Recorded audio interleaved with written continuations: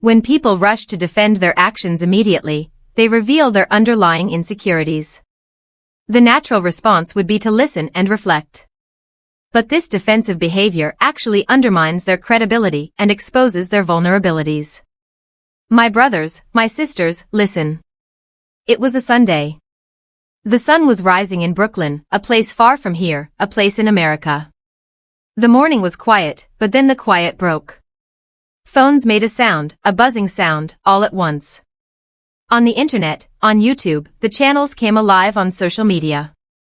The feeds, they started to move fast. A message was coming. It was coming live. From where? From here.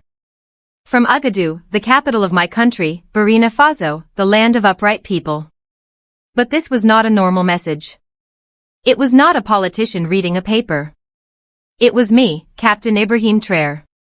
I spoke to you. It was personal. It was raw. It was from the heart. I am a young man. They call me a revolutionary. They say I took control of my country. They say I stood up to France, the ones who held us down for so long. This is true. I did these things not for myself, but for my people, for our dignity. But this message on that Sunday morning, it was not for my people in Burkina Faso. It was not for the people of Africa. It was for you, my family across the water, across the Atlantic Ocean, to all my African brothers and my African sisters in the United States, in the Caribbean, in Brazil, in all the places you were scattered. I spoke to you from the land of our ancestors. The camera did not shake. It was steady. It looked at my face. I wore my simple fadings, my uniform. It is not for show. It is the dress of a soldier, a worker. My eyes, they were calm, but inside them a fire was burning. The fire of our people. The room I was in was not a palace. There was no gold. There were no fancy flags. Behind me there were artifacts, things that tell our true story. There were old maps of Africa. Maps from before the Europeans came and cut our mother continent into pieces like a cake. But Africa is not a cake. Africa is our home. There were pictures on the wall, pictures of great men, men who came before me, men who fought for us. Thomas Sankara, Patrice Lumumba, Malcolm X. They are not dead. Their spirit is with us. For 40 minutes, I spoke in the words. They traveled. They crossed the ocean. They went into the black communities and they sent a shock, a jolt like lightning. I started with the pain. The history that hurts. The story of slavery, the story of colonialism, a double attack. It tore the soul of Africa in two. One part stayed here. The other part was taken away. You were taken. I said, by force. They sold you on the docks. They put brands on your skin like you were animals. They took you from your mothers. They took you from your languages. They took you from your gods. But I said, and my voice was strong. Let no one tell you that we forgot you. Africa may have been quiet. The world did not hear her crying, but Africa did not forget. I spoke of the shame. The shame they made many Africans feel. They changed our history. They wrote books that said we sold our own people. This is a lie. I had to tell you the truth. I reminded you. I reminded you that most of our kingdoms, our kings, our queens, they fought against the slave trade. They resisted the betrayal, the selling. It was not our way. It was forced on us by European guns, by their missionaries who came with a Bible in one hand and a gun in the other. They used their old trick, divide and rule. They turned brother against brother. They erased your names in the West. I said they beat your languages out of you. You were not allowed to speak the words of your ancestors. But the rhythm in your walk, the drumbeat of your heart. When you dance, when you sing, that is Africa. Africa is still speaking inside you. As I spoke these words, something happened across the ocean, in your homes, in your communities. The tears began to fall. In Chicago, in the barber shops where our brothers gather, they turned down the music. They listened. In Atlanta, the elders, the old mothers and fathers, they held their beads. They prayed. In Harlem, a place of struggle and strength, the activists, they stopped what they were doing. They listened. It was like they were hearing something old, something sacred, a voice they had been waiting for. A voice that was lost and now was found. Then I changed my tone. I had to. This was not just a history lesson. I did not come to tell you about the chains, I said. We all know the chains. We have all felt the chains. I came to tell you that the chains are breaking again and I want you to be a part of it. I told you what was happening here in Burkina Faso, in Mali, in Niger, in the Sahel region. We are rising up. We are throwing off the control of France. The neo-colonial control. It is a new kind of colonialism. They don't use chains. You can see they use money. They use contracts. They use puppets. But it is still colonialism. We are taking back our gold, our land, our education, our dignity. We are saying no more. They fear me. I told you. But it is not because I have power. It is because I remind them of Sankara. Thomas Sankara, my brother, my hero. He showed us the way. They killed him. But they could not kill his idea. They fear you. I said to you, my brothers and sisters, across the water, not because you riot. Not because you protest. They fear you because of what would happen if you and I stood side by side. If the children of Africa who were taken and the children of Africa who were left behind joined hands. That is their greatest fear. Then I made an announcement. An announcement that shook the world. Burkina Faso, Mali and Niger. We are launching a program, a diaspora citizenship program. What does this mean? It means that all of you, all the descendants of the enslaved Africans, you will be granted citizenship, fast-track citizenship. You will have a home. You will have a passport. We will give you investment opportunities.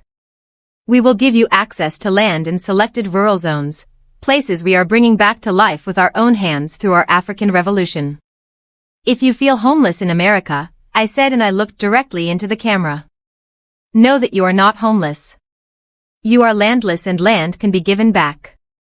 Then I leaned forward. I had to make it personal. I had to speak to each one of you. To the young man in Oakland who wonders why the police treat him like prey, like an animal to be hunted. Come home. Come and learn what it's like to walk without fear in your own land. To the woman in New Orleans who is teaching her children Black history, trying to keep the story alive. Come home. Come and walk on the same ground where our ancestors prayed to the gods before the ships came. To the rapper in Atlanta who has a powerful voice, who has influence but no direction. Come home. Help us build studios here. Help us shape the narrative from the motherland. Let us tell our own story. And to the grandmother in Detroit who still carries the stories of lynching, of pain, of loss. Your strength is sacred to us. We honor it. We will learn from it. I spoke to the celebrities too, the famous ones. I did not accuse them. I did not shame them. I called on them with hope. Beyoncé, Jay-Z, Kendrick, Rihanna, Oprah. Your power means more here than it does there. Your presence can move mountains. Let us build together. I gave the new initiative a name. A name from our ancestors, from the Akan people. Operation Senka. It means go back and fetch it. Go back and get what you have lost. Your history, your culture, your home. Under this plan, I explained the African nations that are breaking free from the West. We will work together. We will create a Pan-African development corridor for you, the Black returnees. We need you. We need your skills. Healthcare workers, farmers, engineers, teachers, artists, all of you will be welcomed. But I had to be clear. This is not charity. This is not a rescue mission. We don't need saviors. I said, we need builders. You are not foreigners here. You are fragments. Pieces of a beautiful mosaic that was broken. You are returning to the mosaic. I also gave a warning. I had to be honest. Africa is not paradise. We have poverty. We have corruption. We have wounds. But we also have you. And that changes everything. When the message ended, there was silence. A heavy silence, a sacred silence. In a small apartment on the south side of Chicago, a young teacher named Malik. He was 26 years old. He sat still. His phone was still in his hand. Tears were running down his cheek. He did not wipe them away. In Atlanta, a retired soldier, a Vietnam veteran named Uncle Joe. He stared out of his window. He whispered to himself, "It's about time." In a small college dorm room in Washington, D.C., a young woman named Amina. She opened her laptop. She began to write a blog post. The title was My Letter to Ibrahim Traoré. But in the mainstream Western media, there was confusion. CNN, BBC, they did not want to talk about it. They gave it small coverage. They called it symbolic rhetoric, empty words. But on Twitter, on YouTube, in the Pan-African spaces, there was an explosion. The conversation was everywhere. Was this real? Could it be a trap? Or was it the moment? The moment many had waited for all their lives. A week later, the attacks began just as I knew they would.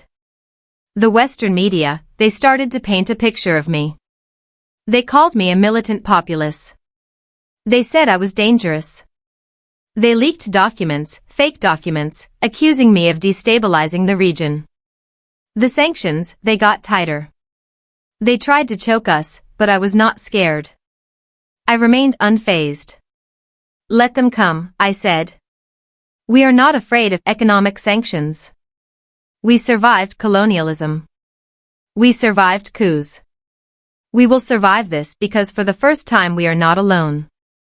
Our brothers and sisters are listening. I released another video. This one was shorter but even more defiant. We are not asking you to leave your countries.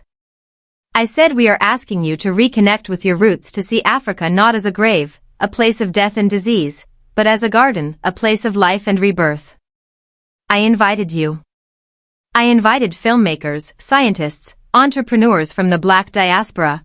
Come to the first Diaspora Congress in Ouagadougou at the end of the year. As the date got closer, something started to happen. The flights from New York, from Los Angeles, from London, from Kingston, Jamaica, they began to fill up. Stories started to appear online. Stories of young people selling their belongings, quitting their jobs, applying for visas they never thought they would need. A video went viral. It showed an elder, a woman named Mama Ruth. She was 82 years old. She was standing at JFK Airport in New York. She had a cane in one hand and a suitcase in the other. I may be old, she said to the camera, but I need to touch that soil before I go and maybe plant a seed. A movement started, a grassroots movement in the Bronx in New York. It was called Back to Build. Young black people, they started studying African history, economics, basic farming.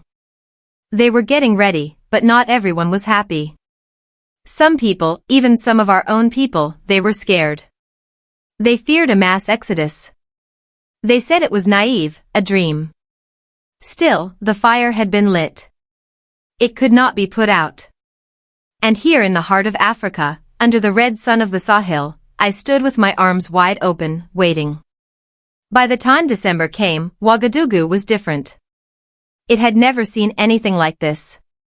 The airport terminals, they were buzzing with faces of every shade of blackness. Afro-Caribbeans, African Americans, Brazilians, Haitians, Black Europeans. Some of them wore dashikis and anara, our traditional clothes. Others wore jeans, hoodies, or sharp suits. But all of them, they carried something more than luggage. They carried a sense of purpose, a sense of curiosity and a sense of longing, a longing for home. The Diaspora Congress opened. It was simple. There were no fireworks, no celebrities on the stage, just elders pouring libations, pouring water on the soil, whispering to the ancestors in their languages. Bamankan, Wolof, Yoruba, Haitian Creole. I walked into the arena. I had no bodyguards. I did not need them. The people were my bodyguards. The crowd stood up. There was no applause. Only silence. A reverent silence. An unbreakable silence. Then a single voice started to sing. And then another and another. Soon 1,000 voices were singing together. Redemption song. When the music faded, I took the stage. This is not a political gathering. I began. This is a healing ceremony disguised as a summit.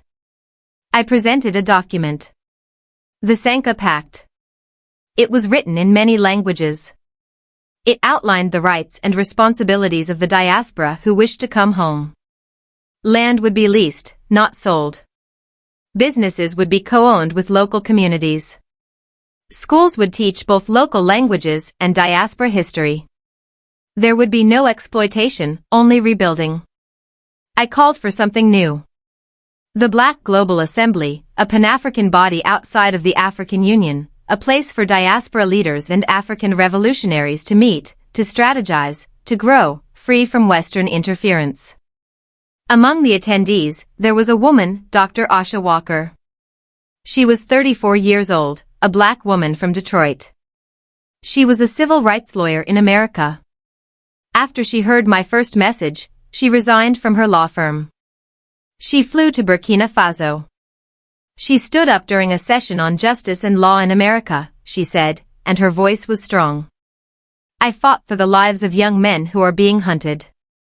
Here, I want to help rewrite the legal code to protect them before they ever need a courtroom. Next, a man stood up. Kojo Bantu, a reggae artist from Jamaica. He had fire in his eyes. He offered to build a cultural studio in Bobo Dioulasso, our second city, a place where diaspora and local artists could collaborate. A group from the favelas of Brazil. They pledged to send skilled laborers to help us build eco-friendly villages based on Afro-Indigenous building techniques and most importantly several black-owned tech companies from Atlanta, from Lagos, from Nairobi. They signed a deal to build an inter-Afan encrypted communication network so we could share our messages. Without European surveillance, Africa must control its own narrative, I said. Or it will always live in someone else's story. But not everyone welcomed this new vision. A faction within my own military, the Burkinabe military, they started to stir. Men who were trained under the old French programs. Whispers grew in the capital. Some feared the influx of foreigners. They said it would erode our traditional ways. They said I was moving too fast, too boldly. The French intelligence agencies, they were watching from afar. They released a smear campaign online.